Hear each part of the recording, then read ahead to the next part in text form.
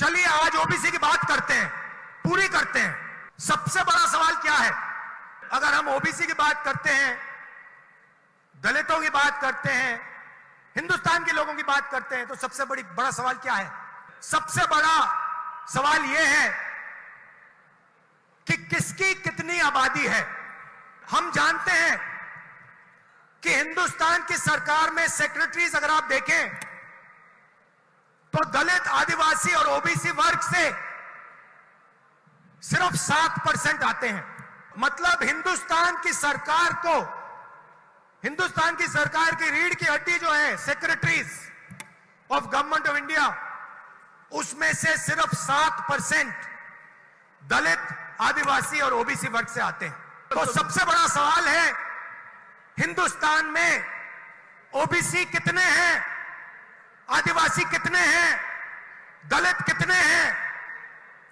तो अगर हम धन बांटने की बात करें, अगर हम सत्ता बांटने की बात करें, तो पहला कदम यह होना चाहिए कि भैया किसकी कितनी आबादी है। यूपीए ने, कांग्रेस पार्टी ने 2011 में कास्ट बेस्ड सेंसस किया। पूरे देश की जातियों का डेटा उस सेंसस में है। मोदी जी, आप ओबीसी की बात करते हैं, उस डेटा को आप पब्लिक कर दीजिए, पता लग जाए देश में कितने ओबीसी हैं, कितने दलित हैं, कितने आदिवासी हैं। अगर सबको भागीदार बनाना है, सबको इस देश की प्रगति में शामिल करना है, तो यह तो मालूम होना चाहिए कि कौन कितने हैं। तो मोदी जी, कास्ट सेंसस का डेटा आप रिलीज कीजिए, देश की जनता को पता लग जाए देश में ओबीसी कितने हैं, दलित कितने हैं, आदिवासी कितने हैं। और अगर आप ये काम नहीं करेंगे तो ये ओबीसी पर अपमान है।